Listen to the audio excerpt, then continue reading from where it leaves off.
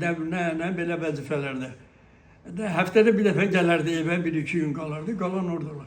Məni də aparardı özü ilə də 5, 6, 7 yaşında, 4, bu yaşı. Onda mənə çox şeylər, meşədə olurduq, lap belə, idarəsi meşədə idi yaşadıq.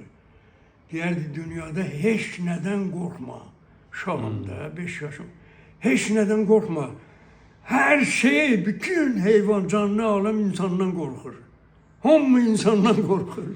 Heç vaxt qorxma. Yəni çölə işəməyə zərə çıxandır. Elə deyərdim.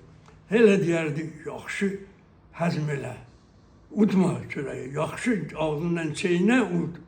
Elə belə qətiyyən olmazdı. Mən belə. O vaxt deyərdi, mən atam.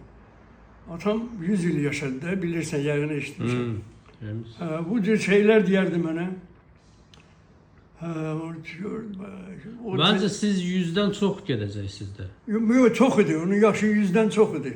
Yox, sizdə də 100-dən çox olacaq. Yox, mən keçəcəyim də bilirəm. Bilirəm ki, 120-yə olacaq inşallah. Onun da yaşı çox idi. O müharibə vaxtı, o qalsın deyə, müharibəyə getməsin deyə, voyinkomat ondan dost idi. Sən niyə dost idi? Bir dəfə yadıma gəlir, bir küpə qızıl. Papa, bu nədir bu? Götü bir şey, al vurmaq olar. Voyinkomat üçün apardı. Bir küpə.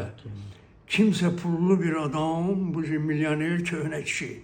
Oğlun, 2 dənə oğlum vardı, onu əskər aparmasın deyə. Bir küp, Allah'ın da olsun. Onluq qızıl. Aparıb verdi. O voyinkomat dostu ondan, onu saxladım, getmədim müharibəyə. Onun deyəsən yaşında da elələr. Onun biraz azalmaz da elələr. Yaşı çox idi onun.